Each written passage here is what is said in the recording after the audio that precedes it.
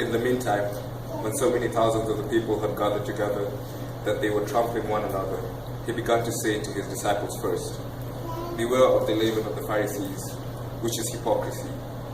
Nothing is covered up that will not be revealed, or hidden that will not be known.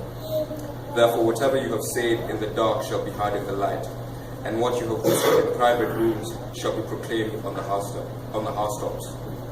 I tell you, my friends, do not fear those who kill the body, and after that have nothing more that they can do. But I will warn you whom to fear.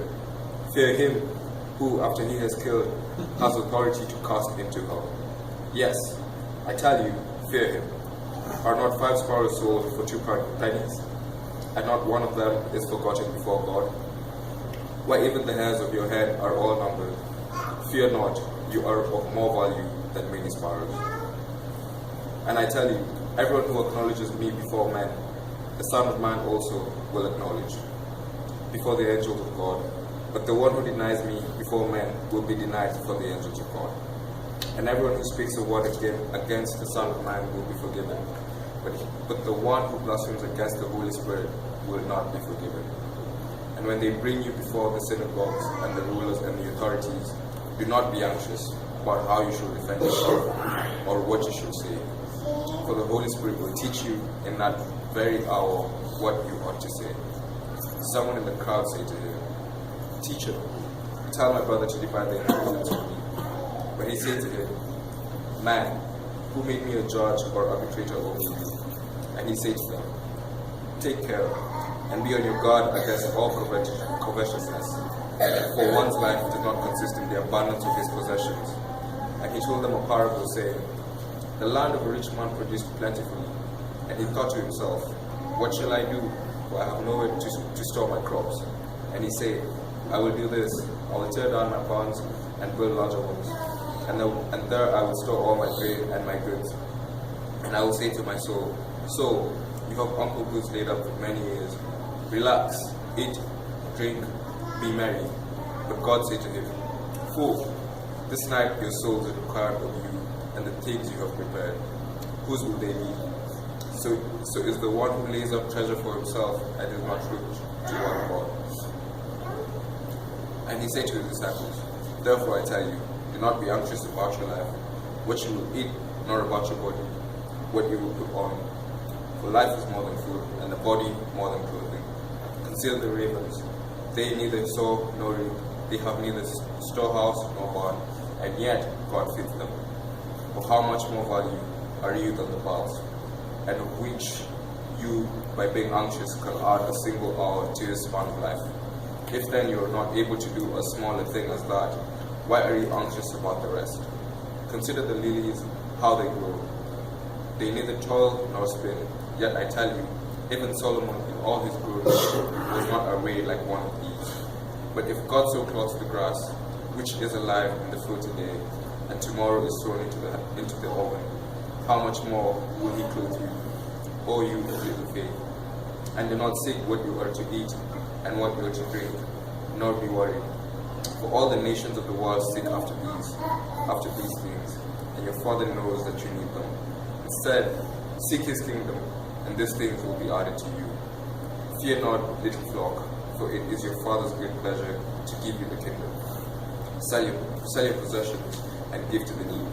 Provide yourselves with money bags that do not grow old, with a treasure in the heavens that does not fail, where no thief approaches and no moth destroys. For where your treasure is, there will your heart be also. Stay dressed for auction and keep your lamps burning, and be like men who are waiting for their master to come home from the wedding feast, so that they may open the door to him at once when he comes and knocks. Blessed are those servants whom the master finds awake when he comes. Truly I say to you, he will dress himself for service, and have them recline at table, and he will come and serve them. If he comes in the second watch, or in the third, and finds them awake, blessed are those servants. But know this, that if the master of the house had known at what hour the thief was coming, he would not have left his house to be broken into. You also must be ready, for the Son of Man is coming at an hour you do not expect. Peter said, Lord, Are you telling this parable for us or for all?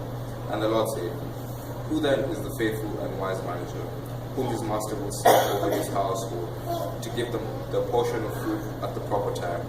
Blessed is the servant whom his master will find so doing when he comes. Truly I say to you, he will set him over all his possessions. But if that servant says to himself, My master is delayed in coming, and begins to beat the male and female servants, and to eat and drink and get drunk, the master of the servant will come on a day when he does not expect him, and at an hour he does not know, and will cut him in pieces and put him with the unfaithful. And that servant who knew his master's will, but did not get ready or act according to his will receive a severe beating. But the one who did not know and did what deserved a beating will receive a light beating.